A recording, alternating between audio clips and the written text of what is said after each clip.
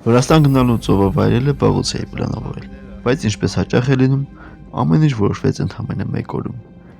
Արագ ամրագրեցի հյուրանոցը, հավաքեցի իրերս ու ուղղություն վերցրեցի դեպի Կոբուլեթի։ Երբեմն սպոնտանին որոշումները ամենալավն է ստացվում, կամ գոնե այդպես թվում էր սկզբում։ Առաջին կանգառը հյուրանոցն էր եւ այն իրոք բարձր մակարդակի էր։ Իդեալական մաքրություն, բարդակակ սպասարկում եւ շատ պրոֆեսիոնալ աշխատակիցներ։ Հյուրանոցն առաջարկում էր նաեւ պատրաստի կազմակերպված տուրեր, բայց ես նախընտրեցի քաղաքը բացահայտել ինքնուրույն, առանց ճապլոն երթուղիների։ Եվ ահա ես ծովափին եմ, բայց եկեք լինենք անկեղծ, Կոբուլեթին ինձ չզարմացրեց։ Բացի ծովից այստեղ ըստ էության ուրիշ տեսնելու բան չկա,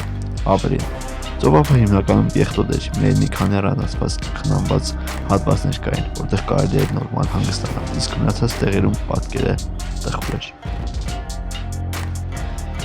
Քաղաքն անշուշտ փորձում էր զարգանալ, ամեն ուր կառուցվում էր նոր շենքեր, բայց երբ այցելեցի կենտրոն, հասկացա, որ սա սովորական ոչ այնքան ակտիվ քաղաք է։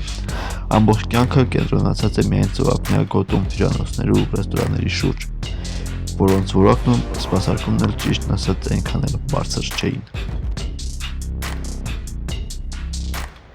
Լիովին բացահայտելով Կոբուլեթին եւ հասկանալով դրա սահմանները, ես որոշեցի ժամանակ չկորցնել,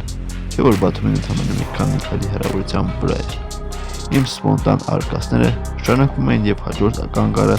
հակադրությունների քաղաք Բաթում